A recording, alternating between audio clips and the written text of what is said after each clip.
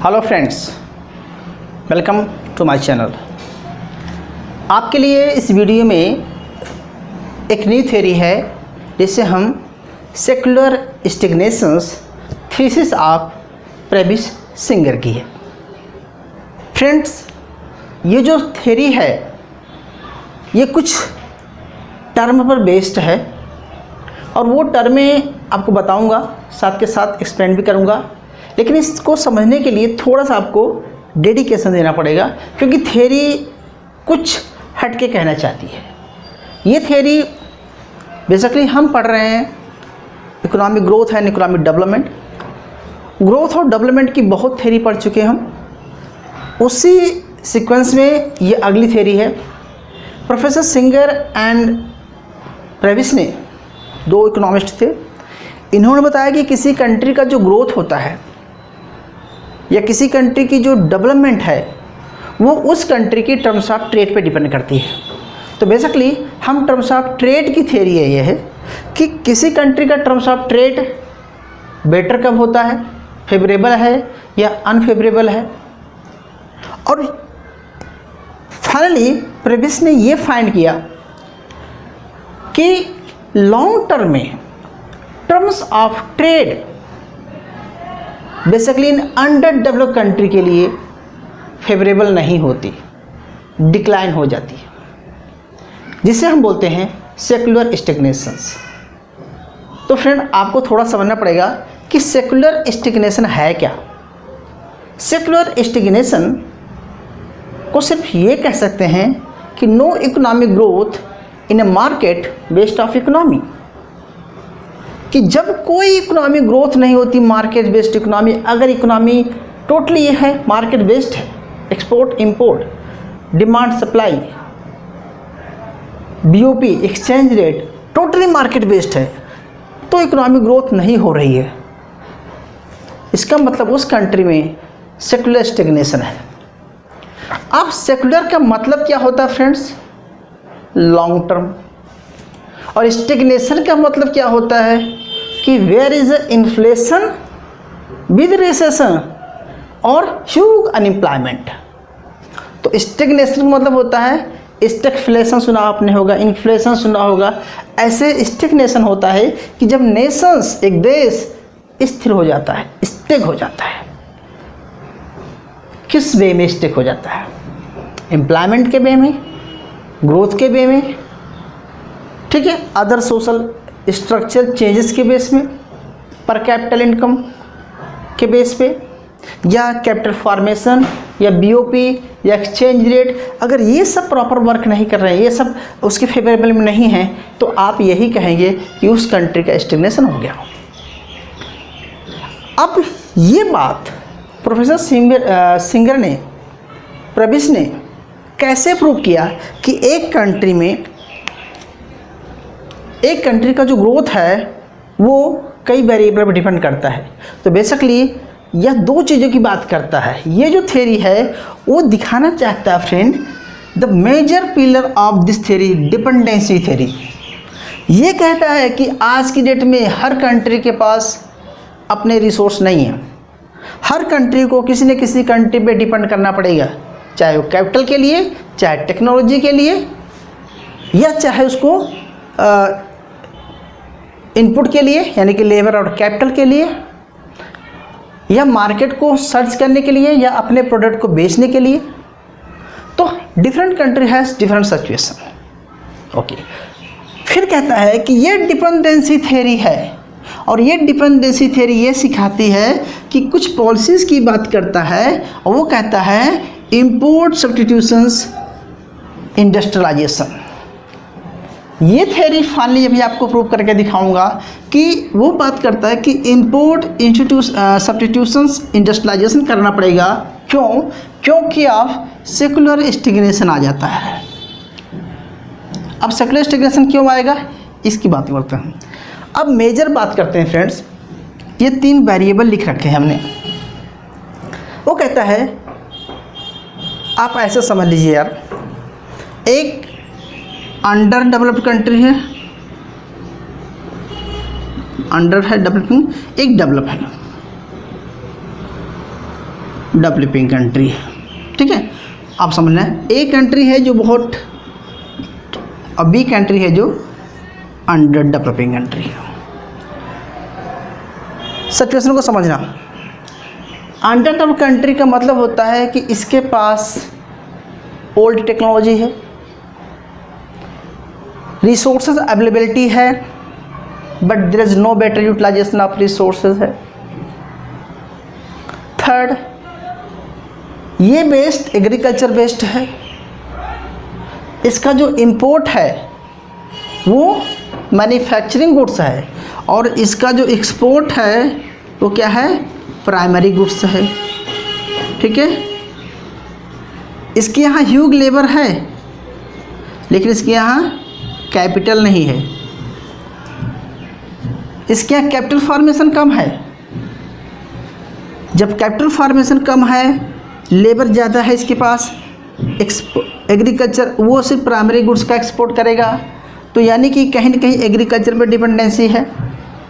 तो जो भी अंडर डेवलप्ड कंट्री है उनकी ये सिचुएशन है, ये रॉ मटेरियल का एक्सपोर्ट करते हैं, और इनका जो एक्सपोर्ट प्राइस है वो क्या है, बहुत as compare to developed country बहुत कम है, और इनका जो इंपोर्ट प्राइस है वो क्या है, बहुत हाई है। क्यों हाई है, क्योंकि मैन्युफैक्चरिंग गुड्स को इंपोर्ट करते हैं बाहर से। अच्छा, तो जब ये एक्सपोर्ट इंपोर्ट की बात करते हैं तो होगा क्या कि आपका जो मार्केट वैल्यू यानी कि जो ट्रेड वैल्यू है क्या होगी, ट्रेड वैल्यू वो फेवरेबल नहीं होगी, यानी कि इस कंट्री में बैलेंस ऑफ पेमेंट होगा जो कि डिफिसिट होगा, ट्रेड डिफिसिट होगा, तो एक्सचेंज रेट क्या होगा, इसके फेवर में नहीं होगा, तो टर्म्स ऑफ ट्रेड भी इसके फेवर में नहीं होगी। तो इस कंट्री में जो इनकम है वो क्या हो जाएगी, कम हो जाएगी, क्योंकि फॉरेन अर्निंग कम हो जाएगी। जब फॉरेन अर्निंग कम हो जाएगी तो इस कंट्री का जो कंजप्शन है, इन्वेस्टमेंट है, वो क्या हो जाएगा, वो कम हो जाएगा, एग्रीगेट डिमांड्स कम हो जाएगी। ठीक है, प्रोडक्शन कम हो जाएगा, तो यानी कि आपकी सिचुएशन में आ जाएंगे, आप लॉन्ग टर्म में सेकुलर स्टैग्नेशन की तरफ आ जाएंगे। लेकिन वहीं पे जो डेवलपिंग कंट्री है, जो डेवलप्ड है, उसके पास बेटर टेक्नोलॉजी है, बेटर कैपिटल फॉर्मेशन है, वो रॉ मटेरियल का इंपोर्ट करते हैं और मैन्युफैक्चरिंग करके इसको इस कंट्री में, डेवलपिंग कंट्री में, अंडर डेवलप्ड कंट्री में सेल करते हैं, और अंडर डेवलप्ड कंट्री में सेल करते हैं तो हाई प्राइसेस पे सेल करते हैं।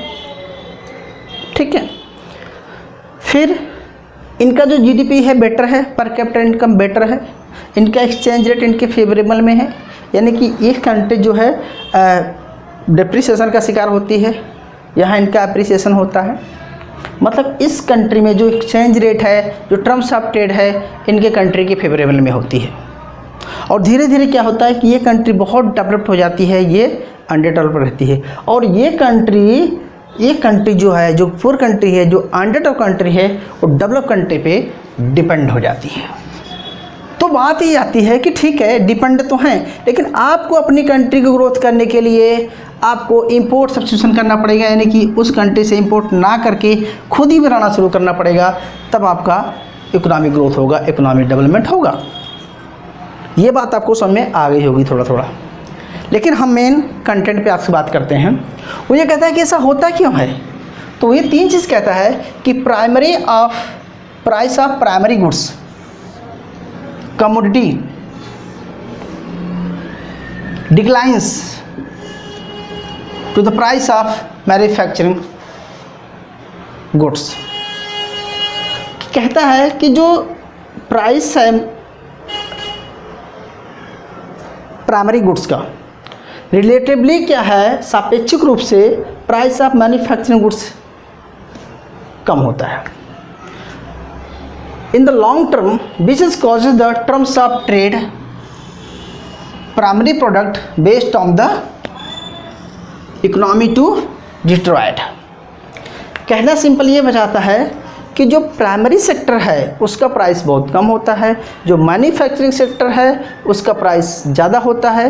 डेवलप कंट्री मैन्युफैक्चरिंग गुड्स को एक्सपोर्ट करती हैं और ये अनडेवलप्ड कंट्री जो है प्राइमरी गुड्स का एक्सपोर्ट करती हैं। लेकिन प्राइमरी गुड्स की जो डिमांड है अदर कंट्री में वो इनइलास्टिक है और इसकी भी इलास्टिक है। क्यों? क्योंकि ये प्राइस को कम करके ज़्यादा एक्सपोर्ट नहीं करेंगे। रीज़न क्या है कि उनकी एक लिमिट्स की डिमांड है। लेकिन डेवलप कंट्री आपके गुड्स में मैन्युफैक्चरिंग गुड्स भेज रही है तो उसकी इलास्टिक है, क्योंकि थोड़ा सा रेट को डाउन करके वो ज़्यादा मार्केट में सेल करेगी। तो जो मैन्युफैक्चरिंग गुड्स है उस कंपेरेटिवली उसकी जो elasticity is greater than primary goods का। तो देखो manufacturers goods have greater income elasticity than primary goods, यानी कि जो मैन्युफैक्चरिंग सेक्टर है उसकी इनकम इलास्टिसिटी क्या है, ज़्यादा है प्राइमरी गुड्स की इलास्टिसिटी से, इनकम इलास्टिसिटी से। अच्छा, फिर बोलते हैं primary goods have a low price elasticity of demand. Primary goods has low price elasticity of demand. तो ये तीन चीज़ों को आपको समझना है फ्रेंड। अब आपको एक चीज़ बताऊं, टर्म्स ऑफ ट्रेड पता है आपको, जिसे हम क्या लिखते हैं, price X upon price m into 100। Okay, तो टर्म्स ऑफ ट्रेड पता है आपको और एक्सचेंज रेट ही पता होगा, डॉलर एंड रुपीज़ का। Suppose that 1 dollar equal to 40 rupees. अगर आपका हो जाएगा 1 डॉलर इक्वल टू 35, इसका मतलब होता है कि रुपीज़ का क्या हो गया, एप्रिसिएशन। और 1 डॉलर इक्वल टू 45 हो जाएगा, इसका मतलब होता है रुपीज़ का डेप्रिसिएशन, ठीक है, या डीवैल्यूएशन। तो इस केस में आपका एक्सपोर्ट बढ़ेगा, इस केस में आपका इंपोर्ट बढ़ेगा। आपका एक्सपोर्ट तो बढ़ेगा, ठीक है, लेकिन इसका जो प्राइस है वो बहुत कम है, तो जो अर्निंग है, जो फॉरेन अर्निंग है वो बहुत कम होगी, ठीक है। अब मैं इन चीज़ों को समझाने के लिए थोड़ा सा इसको मैं मिटाता हूँ। प्लीज़ नोट कर लेना कि मेजर जो पिलर है वो मेजर बेता है कि डिपेंडेंसी थ्योरी है, इंपोर्ट सब्स्टिट्यूशन की बात करेगा, इनकम इलास्टिसिटी ऑफ डिमांड और price elasticity of demand primary goods के लिए, एग्रीकल्चर गुड्स के लिए, इंडस्ट्रियल गुड्स के लिए क्या होते हैं इसको समझ गए होंगे आप। अब मैं सीधी सी बात करता हूँ फ्रेंड, वो ये कहता है, मैं एक एग्जांपल लेके थ्रू बताता हूँ आपको, समझ में आ जाएगा शायद। देखो हमारी कंट्री का जो एक बात करते हैं, हमारी कंट्री यानी कि डेवलपिंग कंट्री, जो डेवलपिंग कंट्री है जितनी भी, वो क्या करती हैं, रॉ मटेरियल का एक्सपोर्ट करती हैं। हम लोग क्या करते हैं, कच्चे माल का एक्सपोर्ट करते हैं, एग्रीकल्चर बेस्ड गुड्स को बाहर भेजते हैं। उसी एग्रीकल्चर गुड्स को बना करके फिर से वो हमारी कंट्री में भेजते हैं, फिर से वो हमारी कंट्री में एक्सपोर्ट करते हैं। हम रॉ मटेरियल इंपोर्ट कर रहे हैं, रॉ मटेरियल का प्राइस कम है, और वो लोग हमारी कंट्री में मैन्युफैक्चरिंग गुड्स को एक्सपोर्ट करते हैं कि उसका प्राइस ज़्यादा है। तो जो हम एक्सपोर्ट करेंगे तो हमारा जो टर्म्स ऑफ इनकम इलास्टिसिटी अब क्या है वो कम हो जाएगी, कम है, क्योंकि हमें उतनी इनकम नहीं मिलती जितना हम एग्रीकल्चर एक्सपोर्ट करते हैं। वो लोग उसी चीज़ को मैन्युफैक्चर करके हमारी कंट्री में बेचते हैं, डेवलपिंग कंट्री में, अंडर डेवलप कंट्री में बेच करके वो ज़्यादा अर्न करते हैं, क्योंकि उनका प्रॉफिट ज़्यादा होता है। क्यों? क्योंकि बिकॉज दे हैव टेक्नोलॉजी। अगर हम उसी चीज़ को अपनी इंडिया में हम बनाएं तो क्या होगा, क्योंकि हमें कॉस्ट ज़्यादा पड़ेगी, हमारे पास बेटर टेक्नोलॉजी नहीं है, हमारे पास बेटर इन्फॉर्मेशन नहीं है, हमारे पास बेटर मार्केट नहीं है उसको सेल करने के लिए। अगर हम उसको बना भी लेते हैं तो उसको ब्रांडेड नहीं कर पाते हैं, तो हमें मार्केट में सस्टेन नहीं कर पाते हैं। तो हम रॉ मटेरियल को बेचते हैं, लेकिन वही लोग दूसरी कंट्री हमारे रॉ मटेरियल को यूज़ करके हमारी कंट्री में वो बेचते हैं। तो इसी तरह से बहुत सारे एग्जाम्पल मिलते हैं। ब्रिटेन में ऐसे हुआ था 1974 या 83 में। इस तरह से आप इंडिया की बात करो कि यहाँ पर अंग्रेज लोग आए, उन लोगों ने हमारा क्या किया, हमारे यहाँ से agriculture goods, raw materials, mining, चाय, क्या क्या उन्होंने क्या किया, अपनी कंट्री में एक्सपोर्ट किया। और वही चीज़ को वो लोग वहाँ पर प्रोड्यूस करके हमारी कंट्री में क्या किया, इंपोर्ट किया।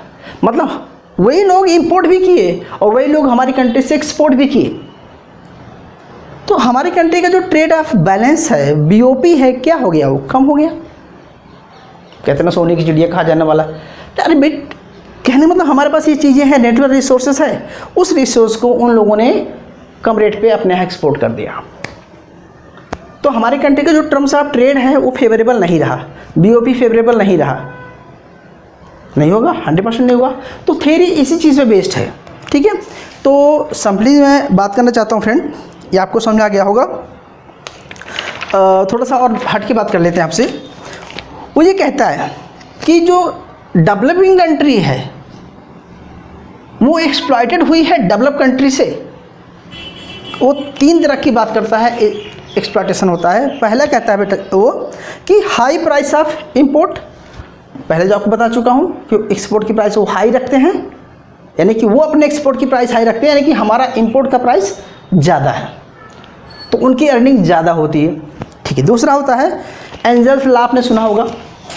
एंजल्स लॉ कहता है कि जब आपकी इनकम बढ़ती है तो आपकी कंजप्शन भी बढ़ती है।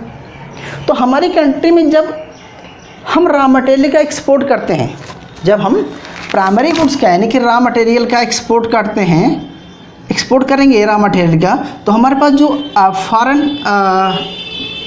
फॉरेन अर्निंग होगी, फॉरेन जो इनकम होगी, उससे क्या होगा? हमारी कंट्री में एग्रीगेट डिमांड तो बढ़ेगा, एग्रीगेट डिमांड बढ़ेगा, क्योंकि इनकम जैसे बढ़ती है डिमांड बढ़ती है, यानी कि हमारी कंट्री का कंजप्शन बढ़ेगा। तो हम फॉरेन गुड्स को क्या करेंगे? मैन्युफैक्चरिंग गुड्स को, यानी कि हम रॉ मटेरियल को एक्सपोर्ट करके हमारे पास फॉरेन इनकम आएगी, लेकिन उस फॉरेन इनकम को हम अपनी कंट्री में डिमांड बढ़ते हैं, लेकिन हम कंज्यूमर गुड्स यानी कंजप्शन यानी कि फूड पे एक्सपेंडिचर करते हैं। और वो फूड कहाँ से आ रहा है? दूसरी कंट्री जो हमारे कंट्री में एक्सपोर्ट कर रही है, मैन्युफैक्चरिंग गुड्स को एक्सपोर्ट कर रही है। तो यानी कि हमारी जो इनकम है वो कहीं ना कहीं उस कंट्री में जा रही है, तो उनकी टर्म्स ऑफ इनकम के पॉइंट ऑफ व्यू से उनका टर्म्स ऑफ ट्रेड क्या हो रहा है? बेटर हो रहा है। तीसरी कंडीशन। दूसरा होता है कि जो मैन्युफैक्चरिंग, थर्ड पॉइंट है कि जो मैन्युफैक्चरिंग सेक्टर है, यानी कि जो डेवलपिंग कंट्री है, दे हैव टेक्नोलॉजी, उनके पास टेक्नोलॉजी है, तो वो क्या करते हैं कि कम रॉ मटेरियल में ज़्यादा प्रोड्यूस कर सकते हैं। ओके। तीसरी बात कि उनके पास इतनी बेटर टेक्नोलॉजी है कि अगर हम रॉ मटेरियल का एक्सपोर्ट ना करें तो उस रॉ मटेरियल का कोई अल्टरनेट सब्स्टिट्यूट यूज़ करके वो अपना प्रोड्यूसन कर सकते हैं। जैसे हम अपनी कंट्री में पटसन भेजते थे तो वो लोग नायलॉन या रेशम कुछ भी बना सकते हैं, यानी कि उसके पास अल्टरनेट है रॉ मटेरियल में, लेकिन हमारे पास अल्टरनेट नहीं है मैन्युफैक्चरिंग गुड्स के लिए, तो हम कहीं ना कहीं उन पर डिपेंड हो जाते हैं दूसरी कंट्री पे। यही बात क्लियर हुई होगी आपकी। अब मैं एक एग्जांपल के थ्रू बात करता हूँ। मैंने आपको शुरू में बोला कि हमारी कंट्री में जो इलास्टिसिटी है, जो प्राइमरी गुड्स हैं उनकी जो प्राइस इलास्टिसिटी है वो इनइलास्टिक है और डिमांड भी इनइलास्टिक है। एक एग्जांपल के थ्रू आते हैं। मान के चलो फ्रेंड, वो कहता है कि ये हमारी सप्लाई है, इनइलास्टिक है, एक डिमांड है, इनइलास्टिक बना रहे हैं, थोड़ा सा इलास्टिक बनाना था, ठीक है, ओके। और ये आपका ये प्राइस है। वो कहता है कि अगर थोड़ा सा सप्लाई बढ़ेगी, ठीक है, थोड़ी सी सप्लाई बढ़ेगी तो प्राइस क्या हो जाएगा? कम हो जाएगा, यानी कि और अगर थोड़ी सी डिमांड भी कम होगी तो ही प्राइस बढ़ जाएगी। यानी कि ओपी प्राइस था पहले, अभी OP1 प्राइस हो गया, ई से आप E1 पे आ जाते हैं या E2 पे आ जाते हैं। क्या हो रहा है? यानी कि हमारी कंट्री में जो गुड्स की डिमांड है प्राइस कम हो जाता है, क्योंकि हम जो प्राइमरी गुड्स का एक्सपोर्ट कर रहे हैं उसका प्राइस थोड़ी सी सप्लाई बढ़ेगी तब भी डाउन हो जाएगा, और अगर थोड़ी सी डिमांड हमारी गुड्स की, प्राइमरी गुड्स की बढ़ गई तब भी हमारी कंट्री का प्राइस डाउन आ जाएगा। तो वो कहता है कि जो हमारा जो सिचुएशन है, हमारी जो गुड्स का एक्सपोर्ट इंपोर्ट है वो क्या हो जाता है? दोनों केस में फेवरेबल नहीं है प्राइमरी गुड्स के लिए। और यही चीज़ डेवलपिंग कंट्री के लिए दूसरी हो जाती है, क्योंकि उसकी जो इलास्टिसिटी है, प्राइस इलास्टिसिटी है या सप्लाई इलास्टिसिटी है, वो क्या है, मैन्युफैक्चरिंग गुड्स के लिए क्या है, वो ग्रेटर देन 1 है, ये लेस देन 1 है, ये इनइलास्टिक है, वो इलास्टिक है। और इसी वजह से इनइलास्टिक वजह से क्या होता है कि टर्म्स ऑफ ट्रेड हमारे फेवरेबल में नहीं रहता, एक्सचेंज रेट हमारे फेवर में नहीं रहता है। ठीक है, तो इसका मतलब ये हुआ कि डेवलपिंग कंट्री को कहीं ना कहीं इंपोर्ट सब्स्टिट्यूट्स स्टार्ट करना पड़ेगा ताकि अपनी वो कंट्री को सेव कर सकें। फाइनली बात आती है कि प्राइमरी गुड्स, जो प्राइमरी गुड्स है उसके terms of trade secular stagnation आ जाता है। सेकुलर स्टेगनेशन मतलब है कि लॉन्ग टर्म में terms of trade primary goods की डिक्लाइन होती है। हम ये पढ़ाना चाहते हैं क्योंकि हम जो प्राइमरी गुड्स का एक्सपोर्ट कर रहे हैं और इसी हमारा एक्सपोर्ट ही तो टर्म्स ऑफ ट्रेड है। थोड़ा सा और समझा देता हूँ आपको। फ्रेंड देखिए, ये हमारा रिजर्व की डिमांड है और आपका ये रिजर्व की सप्लाई है। यानी कि हम कोई चीज़ एक्सपोर्ट करते हैं तो हमारे पास बाहरी करेंसी आती है और कोई चीज़ इंपोर्ट करेंगे तो हमें रिजर्व की डिमांड चाहिए। अब हम मान चलो प्राइमरी यहाँ पर है, एक्सचेंज रेट $1 = 40 रुपीज़ है। समझाने के लिए आपको बता रहा हूँ, किसी वजह से हमारी ये सप्लाई कम हो जाती है। ठीक है, तो क्या होगा कि हमारे पास रिजर्व क्या हो जाएगा, कम हो जाएगा। जो कम होने का मतलब है कि आप फिर रिजर्व इधर आ जाएगा और जैसे रिजर्व आ गया इधर आपका क्या होगा, आपकी कंट्री में $1 = 35, यानी कि आपकी कंट्री एप्रिसिएशन हो जाएगा। यानी कि आपकी कंट्री में क्या होगा, देखो इंपोर्ट क्या होगा, आपका बढ़ जाएगा, आपका इंपोर्ट बढ़ जाएगा।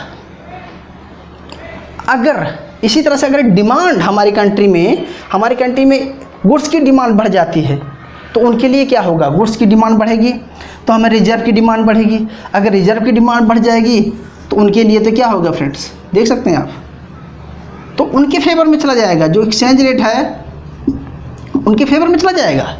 और अगर डिमांड कम भी हो जाती है तो हम नीचे आ जाते हैं फ्रेंड।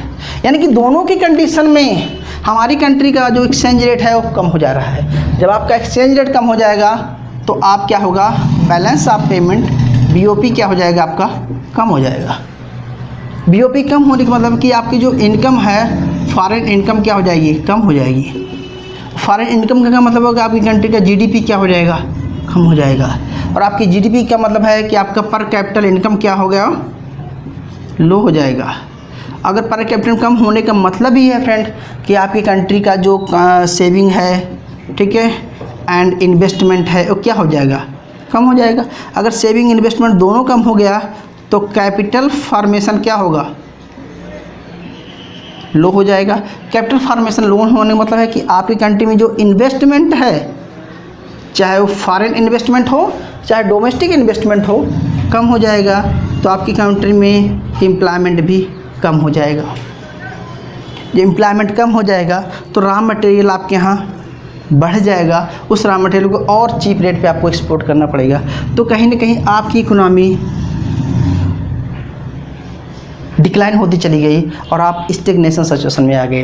क्योंकि देखो, ये जो टर्म्स ऑफ ट्रेड है या किसी कंट्री की जो सिचुएशन है वो एक दिन की बात नहीं, it's take time, 1 year 2 year 3 year या 1 क्वार्टर 2 क्वार्टर। ठीक है, तो कहने का मतलब है कि लॉन्ग टर्म में हमारी कंट्री में सेकुलर स्टेगनेशन क्यों आता है, क्योंकि हम प्राइमरी गुड्स का एक्सपोर्ट करते हैं। प्राइमरी गुड्स को एक्सपोर्ट की प्राइस क्या होती है, कम होती है। मैन्युफैक्चरिंग की गुड की रिलेटिव प्राइस ज़्यादा होती है।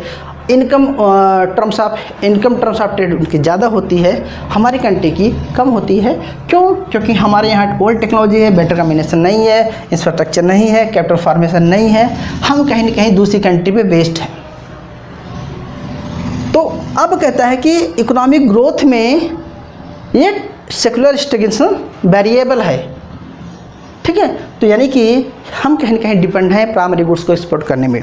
तो फ्रेंड्स, और भी बहुत सारी चीज़ें इसमें बताने के लिए हैं। इसका जो मेन कंटेंट कंक्लूजन ये है कि किसी कंट्री में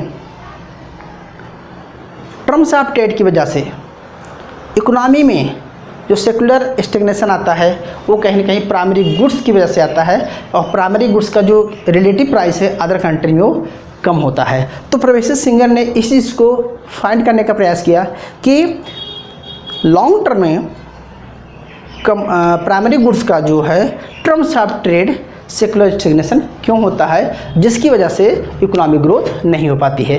फ्रेंड्स, इसका क्रिटिसिज्म बुक्स वगैरह से देख लेना, शायद मैं आपको समझाने का प्रयास किया हूँ, हो सकता है आपको ये वीडियो भी पसंद आई हो। So please support and subscribe my channel.